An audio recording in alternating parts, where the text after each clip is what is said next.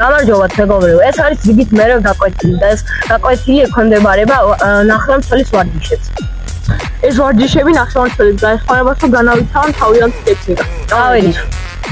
როგორც მოგეხსენებათ, ნახევარმცველს ხშირად უწევს ზურგით თამაში, ამიტომაც ჩვენ დღეს წარმოგიდგენთ პირველ ვარჯიშს, რომელიც გაგეხმარება ზურგით თამაში.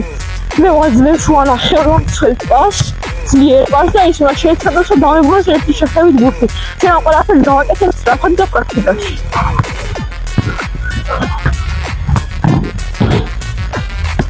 მეორე ვარჯიში თითქმის იგივეა, თან დარტყმაცა. ესე იგი მე რამოდენიმე ჯერ გავუკეთებ პას ნახევარმცველს და ეს უნდა დაუსხლტეს და მცველებს და უნდა გაიტანოს გოლი. აი ესეთ გაგეხმარებათ ასევე ნახევარმცველებს ძალიან, რომ მაგალითად როგორ გაუსხლტეთ დაცვებს, როგორ იყოს სწრაფები და როგორ უნდა დაარტყათ ძლიერად. ეხლა ჩვენ წარმოგიდგენთ ისევ იგივე ვარჯიშს, როგორც დაჩიამდე დაარტყავს ვარჯვენაში.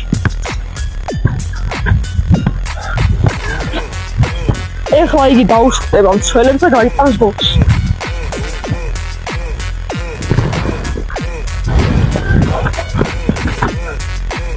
ნახევარმცველი გუნდში ყველაზე სწრაფი უნდა იყოს, ამიტომ მას ევალება ასეთი სწრაფი ვარჯიშების გაკეთება.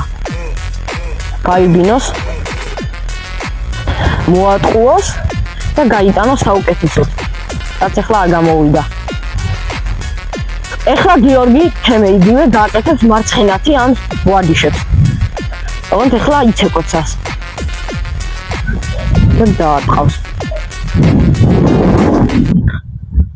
მეგობრებო, დღევანდელი ვიდეო მიიღია. თუ მოგეწონათ პირველ გაკვეთილი ნახევარმცველების ვარჯიშზე, ეს ვიდეო დაალაიქეთ და გამოიწერეთ აქ, რომ არ გამოჩნდეთ ჩვენი სიახლეები. და ენოდი σας გამოვწერთ სპეციალ ვიდეოს. და